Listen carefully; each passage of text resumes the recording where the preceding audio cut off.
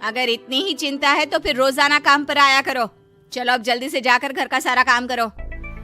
बारिश रुकने का नाम ही नहीं ले रही थी। पूरे शहर में बाढ़ जैसे हालात बन गए थे, लेकिन नौकरी जाने के डर से जानकी किसी तरह रोज काम पर जाती थी। एक दिन जब जानकी काम करके अपने घर लौट आई तो अचानक उसकी बस्ती में कुछ लोगों का शोर सुनाई दिया। अरे लगता है बाहर कुछ हुआ है, मैं जाकर देखता हूँ। हाँ, पता तो कीजिए, ये बस्ती में लोग इतना शोर क्यों कर रहे हैं। बाहर जाकर कालू ने एक आदमी से पूछा, अरे क्या हुआ भाई, इतना शोर क्यों मचा रहा है? अरे क्या बताए भैया, अपनी बस्ती के बाहर एक पुल टूट गया है और वहाँ पर एक कार फंसी है। थोड़ी देर में अगर किसी ने नहीं बचाया ना तो वो कार पानी में बह जाएगी। ये क्या कह रहे हो भैया, कार के अंदर कोई है क्या?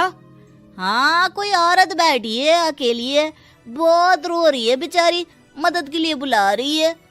अरे तो हमें जाकर उनकी मदद करनी चाहिए ना। अरे लेकिन इसमें बहुत खतरा है, हमें अपने आप को बचाना चाहिए। पानी कभी भी हमारी बस्ती की तरफ आ सकता है। अरे तुम्हें नहीं चलना तो मत चलो, लेकिन मैं तो जाकर उस औरत की मदद जरूर करूंगा। कालू उस जगह पर पहुंचता है जहां वो औरत कार में फंसी हुई थी। वहां पर पानी का बहाव बहुत तेज था और सारा पानी कालू की बस्ती की तरफ ही आ रहा था। कालू ने एक बड़ी सी रस्सी को पेड़ से बांध दिया और दूसरे सिरे को कार की तरफ फेंक दिया और उस औरत को रस्सी के सहारे बाहर आने के लिए कहा। तभी वहां जानकी भी दौड़ती हुई आई। अरे ये तो मेरी मालकिन है, जिनके यहाँ मैं काम करने जाती हूँ। अरे मैडम जी, आप डरिएगा मत, आपको कुछ नहीं होगा। आपकी गाड़ी को भी मैंने रस्सी से बांध दिया है। थोड़ी देर में पानी का बहाव कम हो जाएगा, फिर हम आपकी कार को भी बाहर निकाल लेंगे।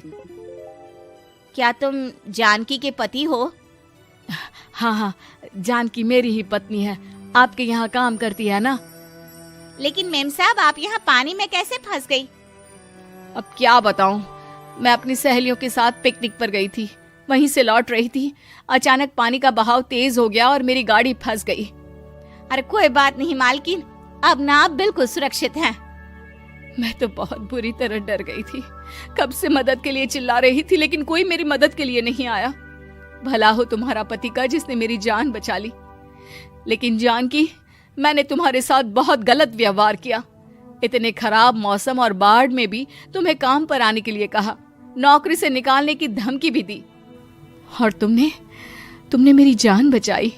मुझे माफ कर दो। अरे कोई बात नहीं मालकिन, आपकी जान बचाना तो हमारा धर्म था। देखो जानकी, तुम्हारी झोपड़ी में जो भी नुकसान हुआ है उसके लिए मैं तुम्हें पैसे दूंगी।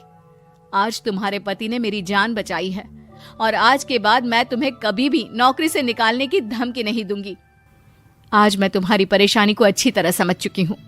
हम जैसे पैसे वाले लोगों के लिए अपने घर में बैठकर बारिश का मजा लेना बहुत आसान है, लेकिन तुम गरीब लोगों के लिए बाढ़ और बारिश काफी परेशानी खड़ी कर देते हैं। ये बात मुझे आज अच्छी तरह समझ आ गई है। आपका बहुत बहुत धन्यवाद मालकिन।